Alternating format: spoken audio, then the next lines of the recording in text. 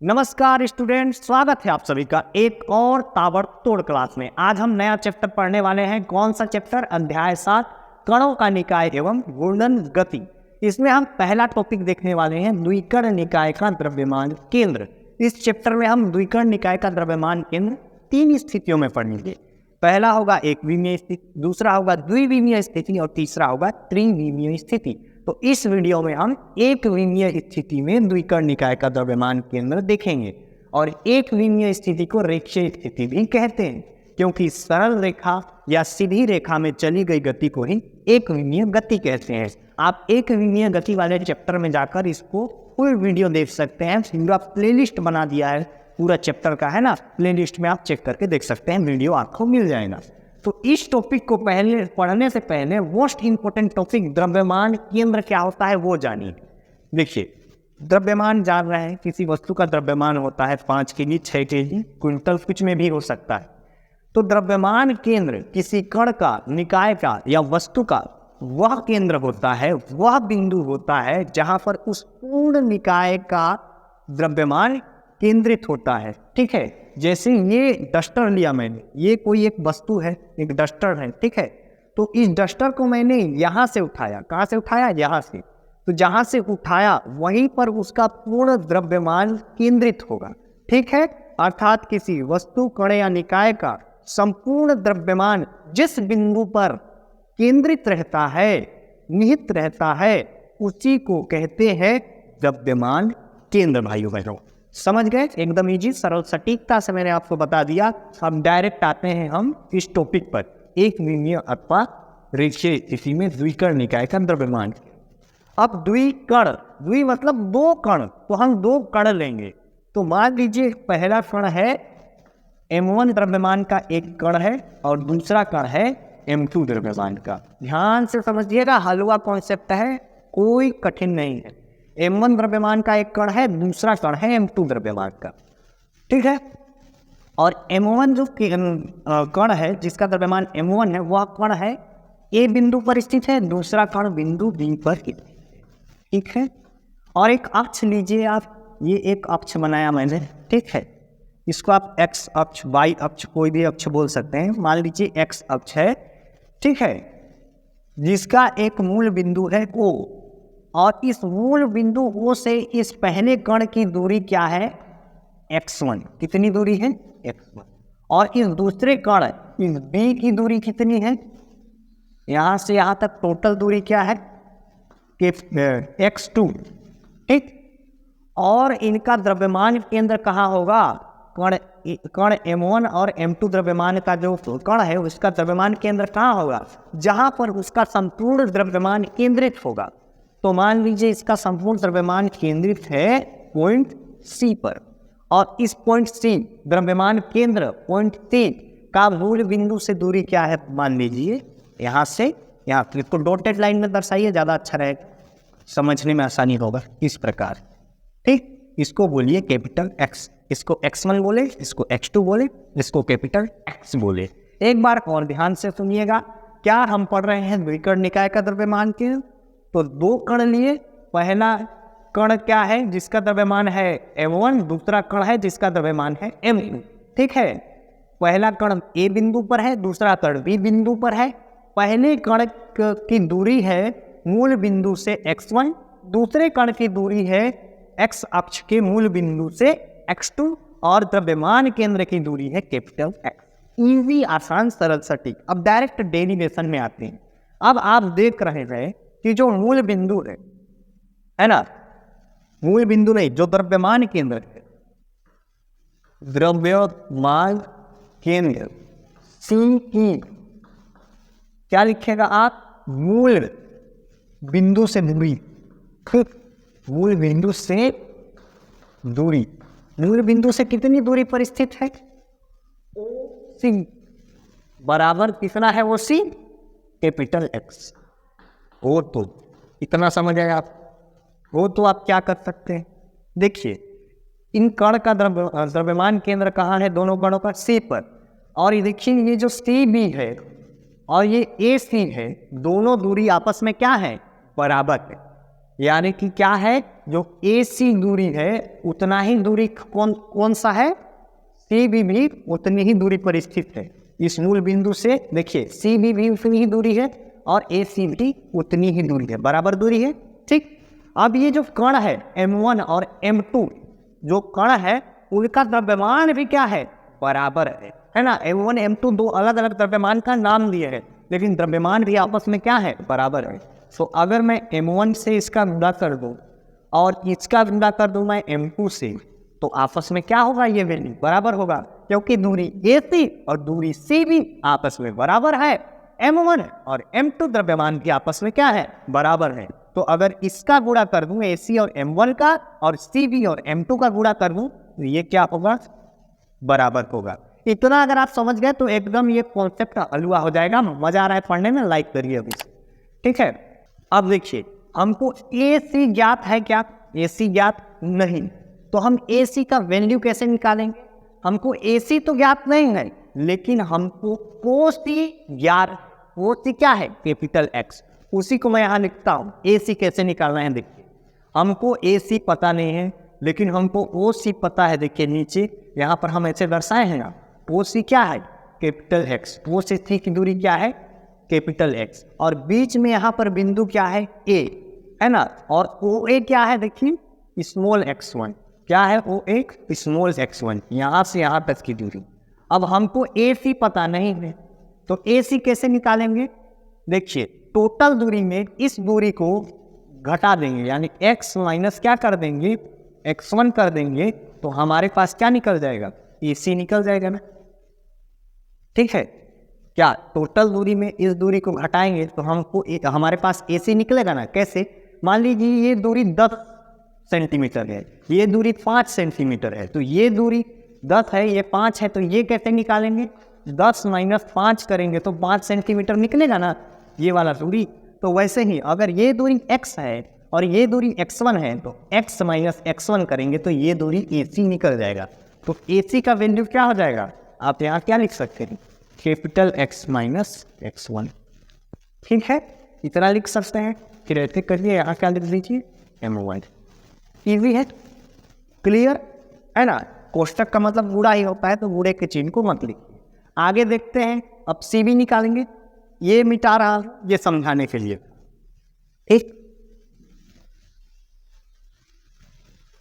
अब हमको CB भी ज्ञात नहीं है, देखिए हमको CB ज्ञात नहीं है, लेकिन हमको OB ज्ञात, तो बनाइए OB, यहाँ से क्या लिखिए O और यहाँ लिखिए B, है ना। और OB की दूरी क्या है, यहाँ से यहाँ तक स्मॉल x2, और हमको क्या निकालना है, CB, यहाँ पर है C, हमको CB निकालना है।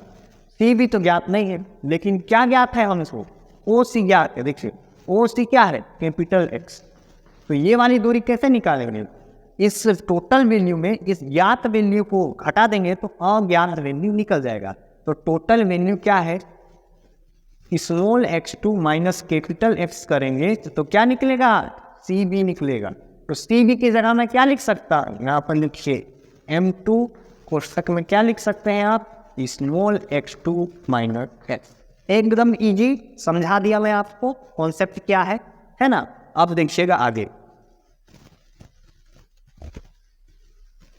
अब गुणा होता है, गुणा करना है सिंपली, M1 का इससे गुणा होगा तो क्या हो जाएगा, M1 कैपिटल X, कैपिटल है ना, फिर M1 यहाँ माइनस है तो माइनस लगाया, M1 का इससे गुणा होगा तो M1 स्मॉल x1, बराबर है तो बराबर का चिन्ह लगाइए इधर।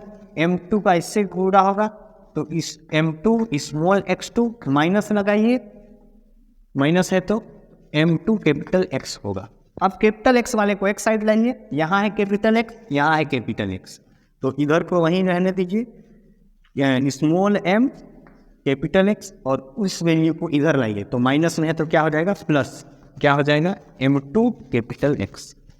ठीक, इधर क्या है, M2 स्मॉल x2, और ये माइनस वाला वैल्यू उधर जाएगा तो प्लस में हो जाएगा, M1 स्मॉल x1। इतना वैल्यू आपको समझ आया। अब देखिए यहाँ भी x है, यहाँ भी x, तो x को निकालिए आप कॉमन, जो दोनों साइड होता है कॉमन निकलता है, अंदर क्या बचा, M1 प्लस M2, और इधर क्या हो जाएगा, एज इट इज उतार दीजिए, M2 x2 plus m1 small x1। इतना वैल्यू को आप स्क्रीनशॉट करिए, क्योंकि इधर मैं मिटाने वाला हूं, फिर आगे बताता हूं। चलिए अब डायग्राम को मिटाता हूं। आपने स्क्रीनशॉट कर लिया होगा, इस डायग्राम को मिटा रहा। ठीक, अब 2 मिनट में खत्म होने वाला है। देखिए क्या होता है आगे। क्या वैल्यू मिला? जो मिला उस वैल्यू को मैं यहाँ दोबारा लिखता हूँ, आपको दोबारा नहीं लिखना। क्या मिला है? m1 plus m2। दोबारा लिख रहा हूँ ना, आपको दोबारा नहीं लिखना है ताकि बनाने में आसानी हो। m2 small x2 plus m1 small x1। ठीक, हमको क्या निकालना है? द्रव्यमान केंद्र। x ही द्रव्यमान केंद्र होता है, तो x को वहीं रखिए। इधर क्या मिला? m1 प्लस m2 प्लस क्या बनेगा? m1 x1, और ये पूरा वैल्यू इधर जाएगा। कौन सा वैल्यू? m1 plus m। ठीक है, अब ये क्या है? m1 पहले कण का द्रव्यमान, m2 दूसरे कण का द्रव्यमान। तो क्या हो जाएगा? यदि, क्या लिखेगा? यदि, अब m1 पहले कण का द्रव्यमान है, m2 दूसरे कण का द्रव्यमान, तो इसको एक साथ क्या बोलेंगे? द्विकण निकाय। दोनों कण को एक साथ क्या बोलेंगे? द्विकण निकाय। उसी को लिखेगा द्विकण, द्विकण निकाय। ठीक है, निकाय का क्या? कुल द्रव्यमान, कुल टोटल, कुल द्रव्यमान। कुल द्रव्यमान कितना हो जाएगा? दोनों को जोड़कर m1 प्लस m2, है ना। ये पहले कण का, ये दूसरे कण का, दोनों को जोड़ के द्विकण बोले, द्विकण निकाय बोले। और दोनों का कुल द्रव्यमान मतलब दोनों को जोड़ना। और अगर इसको मैं, इस टोटल वैल्यू को मैं अगर कैपिटल M बोल दूं, तो ये क्या हो जाएगा? इसके बराबर हो जाएगा। इस टोटल वैल्यू को मैं क्या बोला? कैपिटल M बोला, वो तो लिखिएगा। ठीक, इस m1 m2 को हमने क्या बोल दिया? द्विकण निकाय का जो द्रव्यमान है उसको हमने एक बार में क्या बोल दिया? Capital M, m1 plus m2 को। तो इस वैल्यू को यहाँ रखिए, वो तो क्या हो जाएगा? x इज इक्वल टू क्या हो जाएगा? m1 m2 small x2 plus m1 small x1, है ना। और इस वैल्यू को हम क्या बोले हैं? Capital M। यही हमको निकालना था। यही है द्विकण निकाय का द्रव्यमान केंद्र का सूत्र। ठीक है, वैल्यू निकल गया। लेकिन एग्जाम में स्थिति कभी कभी पूछ देता है, तो 2 मिनट और लगेगा, उसको आप सुन लीजिए। स्थिति नहीं पूछता है तो इतना ही लिख के आप बता दीजिएगा, द्विकण निकाय का द्रव्यमान केंद्र का सूत्र ये होता है। लेकिन 2 मिनट का है, जान लीजिए, जानकारी ही तो है आपके लिए। ठीक, इधर मिटा रहा हूं, आपने स्क्रीनशॉट तो किया। इतना वैल्यू मिला। अब आप क्या देख रहे हैं? ये है द्विकण निकाय का द्रव्यमान केंद्र का सूत्र निकल गया। लेकिन एक स्थिति और, यदि क्या हो, जो m1 द्रव्यमान है वो किसके बराबर है? m2 के बराबर है। और इसको यदि हम स्मॉल m बोले, क्या बोले? इसको अगर हम स्मॉल m बोले, m1 बराबर m2, मतलब m1 m2 बराबर हो, जो किसके बराबर हो? स्मॉल m के बराबर। अब दोनों बराबर है तो दोनों को एक ही नाम दे सकते हैं ना। m1 m2 दो अलग अलग नाम दिए, लेकिन वैल्यू दोनों का बराबर है, तो उसको एक ही नाम क्या दे दिए? m दे दिए। तब आप यहाँ देखिएगा। ठीक है, तब क्या लिख सकते हैं हम? देखिए, x इज इक्वल, इस वैल्यू को हम क्या लिख सकते हैं? यदि इतना हो तो करके लिखेगा, तो हम क्या लिख सकते हैं? इसको आप क्या मानिए? इसको आप समीकरण 1 मानिए, इसको समीकरण 2 मानिए। वो तो समीकरण किससे? 1 से लिखिएगा। समीकरण 1 से हम क्या लिख सकते हैं? समीकरण 1 को, ये देखिए,